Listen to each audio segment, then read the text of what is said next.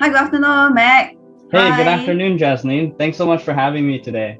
No, I must say thank you to you because I'm the one who invited you because the PSLE oral examination is around the corner, and I think it will be great for you as our English strategist to actually give us some valuable tips for the upcoming oral examinations. Yes, you're absolutely right. With only 2 weeks away until our oral, we definitely need to apply some helpful strategies to really help our students and our parents. Yes, that's right. So Jasline here, I'm the parenting strategist, and I'm here to tell you that we need to strategize our children's PSLE English examination, and being able to do very well for the oral is the first tip that I want to give all the parents here. So Definitely. let's go on to our first section of our oral, which is the reading section. So this is a section whereby all the children should score the best they can, because it's also 10 marks and you can do very well if you note several tips. So let's invite Mac to actually share with us some tips. Yeah, Mac, please start. Great. Thank you so much for having me and having us discuss about this reading aloud component. So reading aloud is actually broken down. We're looking for 3 criteria when our students are reading aloud. And these criteria has to do with pronunciation and articulation is the first criteria. How well can you pronounce your words? So my tip for this is really being careful with difficult words during your prep time. And what you can do is if you see a difficult word, you break down the syllables and say it as slow as you can, and then slowly, progressively speed it up until you read the word at a normal pace. Right? So that is one tip you have. When you have difficult words, try to break them down into smaller components. Right? This is very helpful. Now, in terms of articulation, so articulation is a little bit different than pronunciation. Articulation has to do with sounds. So for example, a difficult sound could be the TH sound, right? The TH sound, because a lot of people, right, especially young children, when they see this number, they say tree, right? But it's supposed to be 3, right? 3.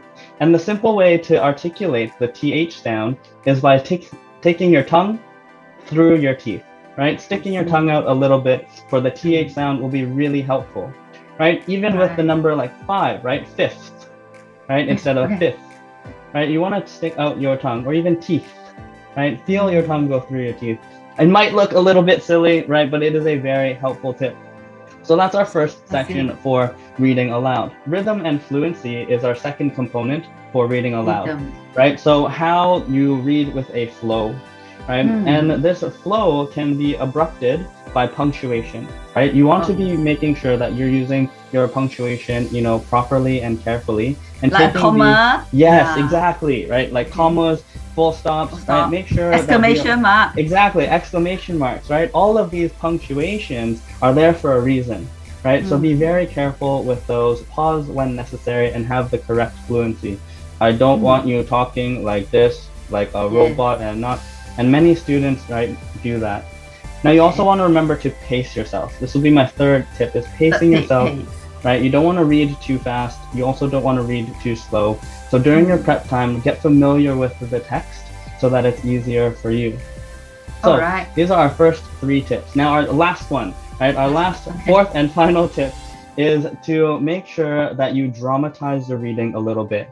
So Jasline, you mentioned exclamation marks. If you see an exclamation mark, make sure you have that drama in your reading, right, to sound more lively. Because English has intonation too, right? For example, at a question mark, there's going to be an inflection upwards, right? You like English, right? Rather than you like English. You like English? You think it is a question.